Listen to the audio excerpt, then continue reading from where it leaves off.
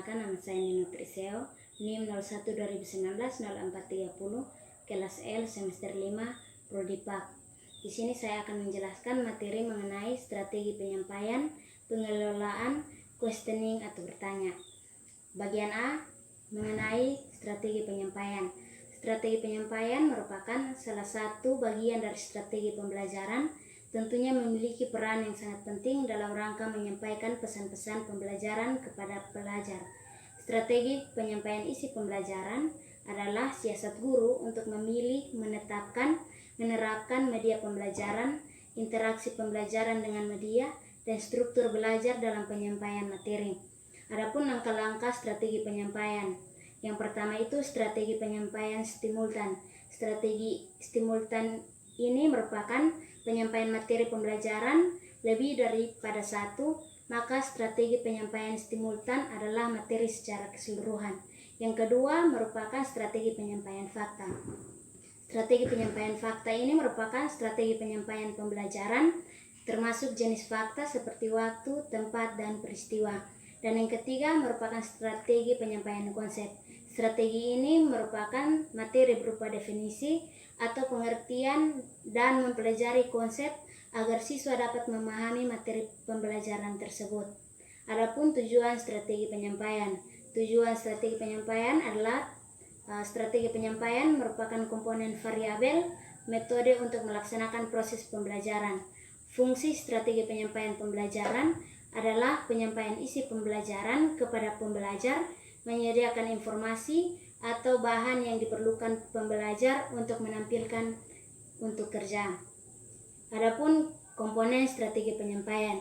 Strategi penyampaian menurut Degen, komponen strategi penyampaian ada 3, yaitu yang pertama media pengajaran, yang kedua interaksi siswa dengan media, dan yang ketiga bentuk belajar mengajar. Kemudian ada jenis-jenis strategi penyampaian pembelajaran. Yang pertama merupakan strategi penyampaian pembelajaran merupakan dikembangkan atau diturunkan dari model pembelajaran. Yang kedua strategi pembelajaran langsung merupakan strategi yang paling sering digunakan dalam metode ceramah, pertanyaan. Yang ketiga strategi pembelajaran tidak langsung. Pembelajaran tidak langsung memperlihatkan bentuk keterlibatan siswa yang tinggi dalam melakukan penyelidikan penggambaran berdasarkan data. Dan yang keempat, strategi pembelajaran mandiri. Strategi pembelajaran mandiri merupakan strategi pembelajaran yang membangun inisiatif individu, kemandirian, dan peningkatan diri. Bagian B, strategi pengelolaan. Strategi pengelolaan merupakan perencanaan jangka panjang yang disusun untuk menghantarkan pada suatu pencapaian akan tujuan dan sasaran tertentu. Jadi strategi pengelolaan adalah pola yang menggambarkan langkah-langkah yang digunakan seorang guru dalam menciptakan dan mempertahankan kondisi kelas agar tetap kondusif sehingga siswa dapat belajar optimal, aktif, dan menyenangkan. Bagian yang pertama itu pengertian pengelolaan. Pengelolaan merupakan proses penataan kegiatan yang akan dilaksanakan melalui fungsi-fungsi manajemen, tentu gunanya sebagai tolak ukur untuk menentukan keberhasilan sebagai bentuk dari pencapaian tujuan bersama yang telah disepakati. Yang kedua, fungsi pengelolaan. Tahap-tahap dalam melaksanakan pengelolaan atau manajemen adalah sebagai berikut. Yang pertama itu perencanaan, yang kedua pengorganisasian, yang ketiga pelaksanaan, dan yang keempat evaluasi. Bagian yang ketiga itu strategi pengelolaan dalam pembelajaran. Strategi pembelajaran adalah perencanaan yang berisi tentang rangkaian kegiatan yang didesain untuk mencapai tujuan pendidikan. Strategi ini berkaitan dengan pengambilan keputusan tentang strategi pengorganisasian yang digunakan selama proses pembelajaran.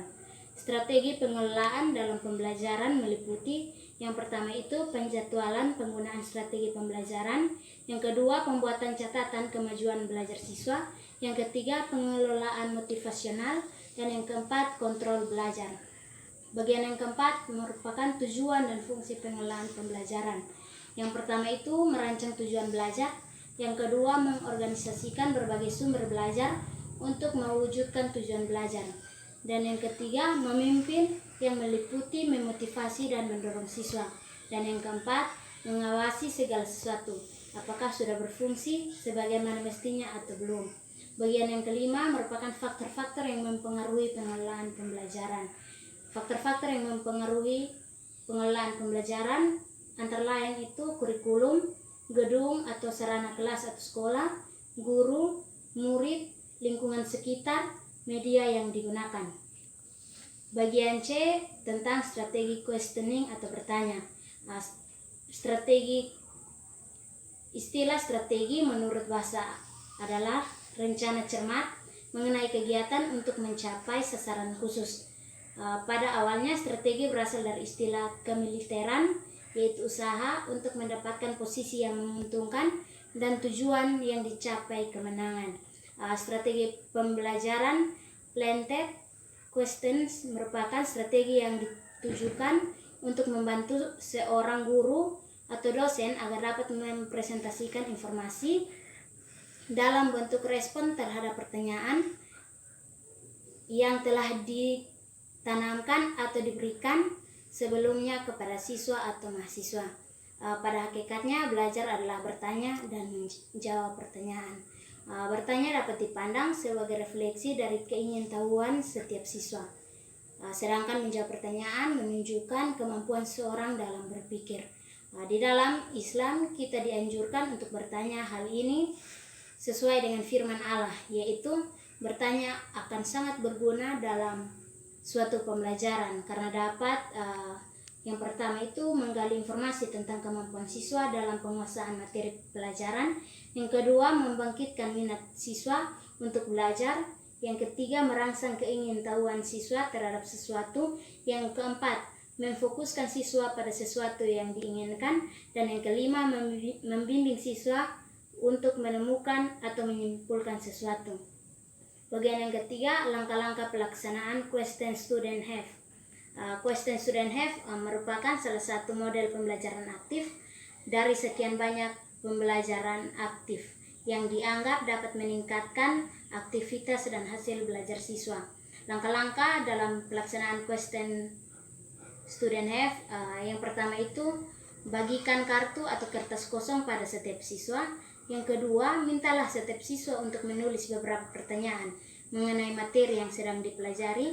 Yang ketiga, putarlah kartu tersebut searah jarum jam ketika setiap kartu diedarkan kepada peserta berikutnya. Setiap siswa harus membacanya dan memberikan tanda checklist pada kartu itu. Dan yang keempat, saat kartu kembali kepada penulisnya, setiap peserta telah memeriksa seluruh pertanyaan kelompok tersebut. Adapun jenis-jenis pertanyaan untuk memudahkan dan tercapainya tujuan penggunaan strategi question student have, maka penting untuk mengetahui jenis-jenis pertanyaan, di mana menurut taksonomi Bloom terdiri dari yang pertama, pertanyaan pengetahuan, yang kedua, pertanyaan pemahaman, yang ketiga, pertanyaan penerapan, yang keempat, pertanyaan analisis, yang kelima, pertanyaan sintesis, dan yang keenam, pertanyaan evaluasi. Bagian yang kelima, adapun kelebihan dan kelemahan strategi question student have. Secara umum, setiap strategi dalam pembelajaran mempunyai kelebihan dan kelemahan masing-masing. Begitupun dengan strategi question student have. Jadi, hal semacam ini penting diketahui guru agar penggunaannya tepat waktu dan sasarannya. Yang pertama, kelebihan. Kelebihan dari question student have yang pertama, dapat menarik dan memusatkan perhatian siswa sekalipun sebelumnya keadaan kelas ramai atau siswanya punya kebiasaan bergurau saat pelajaran berlangsung, karena siswa dituntut mengembangkan unsur kognitifnya dalam membuat atau menjawab pertanyaan. Yang kedua, dapat merangsang siswa melatih, mengembangkan daya pikir dan ingatannya terhadap pelajaran.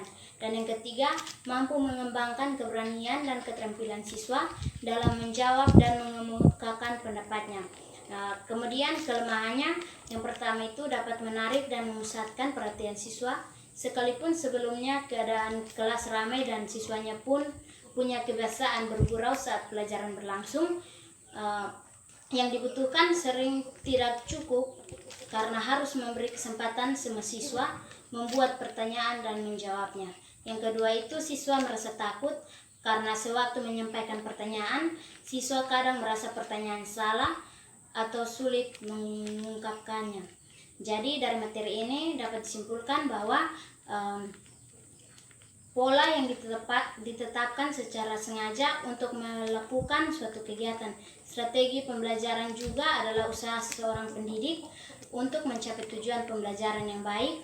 Oleh karena itu, seorang pendidik harus memperhatikan beberapa strategi dalam pembelajaran, yaitu yang pertama strategi penyampaian, yang kedua strategi pengelolaan, yang ketiga strategi bertanya.